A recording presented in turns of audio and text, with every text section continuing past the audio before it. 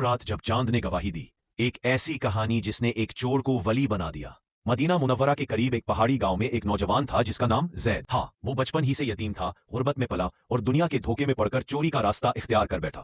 وہ راتوں کو گھروں میں گھس کر دولت چراتا، لیکن کبھی کسی کو نقصان نہیں پہنچاتا تھا، صرف چیزیں لے جاتا۔ ایک رات جب چاند پوری طرح چمک رہا تھا، زید نے ایک مسجد کے پیچھے واقع گھر کا نشانہ بنایا۔ گھر کا دروازہ کھلا ہوا تھا، اندر ایک بوڑھی عورت دعا مانگ رہی تھی۔ اے اللہ، میرے بیٹے کی شادی کے لیے کچھ رقم چاہیے، میں نے ساری زندگی تیری فرمان برداری کی ہے، اب میری مدد فرما۔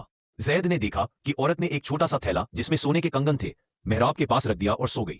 وہ چوری کرنے آیا تھا، اس نے تھیلا اٹھایا لیکن پھر رک گیا۔ اس کے ذہن میں اس کی والدہ کی آواز گونجی جو کہتی تھی، بیٹا چاہے دنیا سب کچھ لے لو لیکن اپنی عزت مت گنوا۔ زید کی آنکھوں سے آنسو بہہ نکلے، اس نے تھیلا واپس رکھ دیا اور پھر کچھ اور کیا۔ اس نے اپنی جیب سے وہ سارا پیسہ نکالا جو اس کے پاس تھا، چوری کا مال، اور اس تھیلے میں ڈال دیا، پھر خاموشی سے وہاں سے چلا گیا۔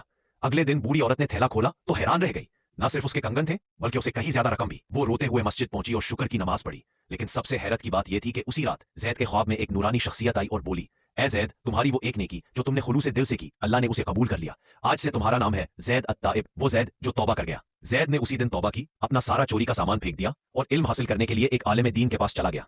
کچھ سالوں بعد وہی زید اب ایک نیک عالم اور مسجد کا امام بن چکا تھا۔ ایک دن وہی بوڑھی عورت اس کی مسجد میں نماز پڑھنے آئی۔ جب اس نے امام کا چہرہ دیکھا تو اس کی آنکھیں بھر آئی، وہ جانتی تھی کہ یہ وہی شخص ہے جس نے اس رات اس کی دعا قبول کروائی تھی۔ سبق: اللہ کی رحمت ہر دروازے پر دستک دیتی ہے، چاہے تمہارا گزشتہ کتنا ہی تاریک کیوں نہ ہو۔